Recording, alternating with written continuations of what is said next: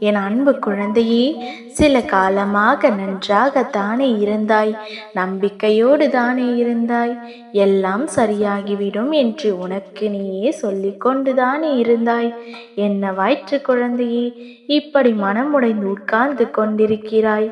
சில நிகழ்வின் வெளிப்பாடு உன் மனதை பாதித்து இப்படி நொறுங்கி போய் உள்ளாய். உன் மனவேதனைகளும் உன் மனக்குழப்பங்களும் அதிகரித்து கொண்டு வருகிறது. முன்பெல்லாம் இது எனக்கு வேண்டும், செய்து கொடுங்கள் அம்மா என்று கேட்பாய். பின் ஒரு சமயத்தில் அம்மா செய்து கொடுப்பார் என்று நம்பிக்கையோடு இருந்தாய். ஆனால் இப்பொழுதோ காலங்கள் செல்ல செல்ல லேசான மனம் தளர்ந்து வருகிறாய்.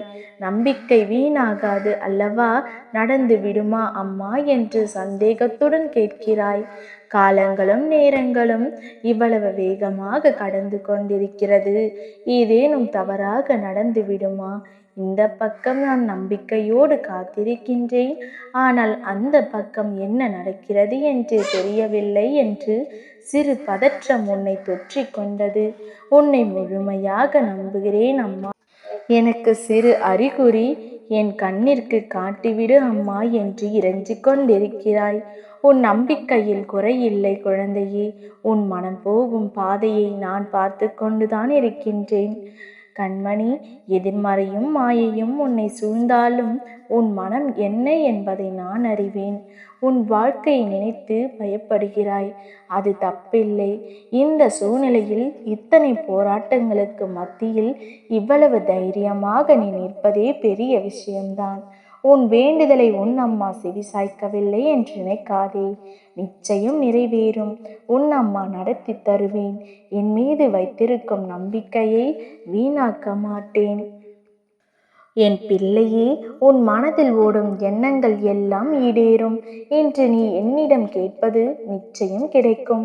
இன்று காலையிலேயே உன் மனதில் உள்ள அழுத்தமான வேண்டுதல்கள் என் செவிகளில் வந்து சேர்ந்தது. எப்பொழுதும் உருக்கமான வேண்டுதல்களை வைக்கும் என் பிள்ளை இன்று அழுத்தமாக வைத்திருக்கிறாய்.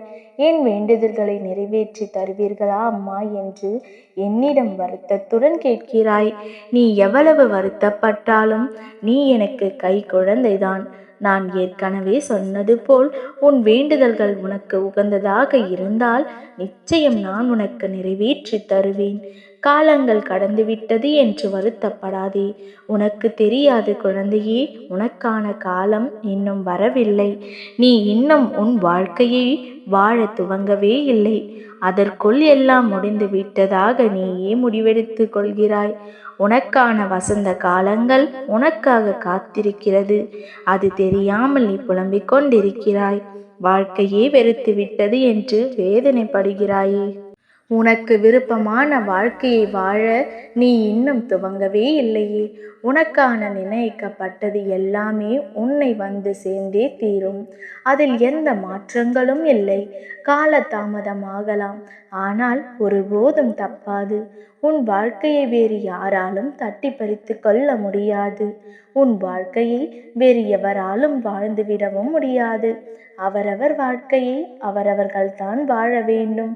உன் கடமைகளை பொறுப்புகளையும் நீதான் நடத்த வேண்டும் என்பது போல உன் கர்ம வினைகளை நீதான் அனுபவிக்க வேண்டும் போலவே உன் நற்பண்புகளையும் நீதானே அனுபவிக்க வேண்டும்.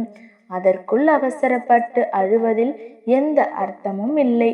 சரி, இன்று இந்த நொடி உன் மனதில் என்ன வேண்டுதல்கள் இருக்கின்றதோ, எது உனக்கு முக்கியமானது என்று தோன்றுகிறதோ அந்த ஒன்றை மட்டும் இப்பொழுதே என்னிடத்தில் கேள்.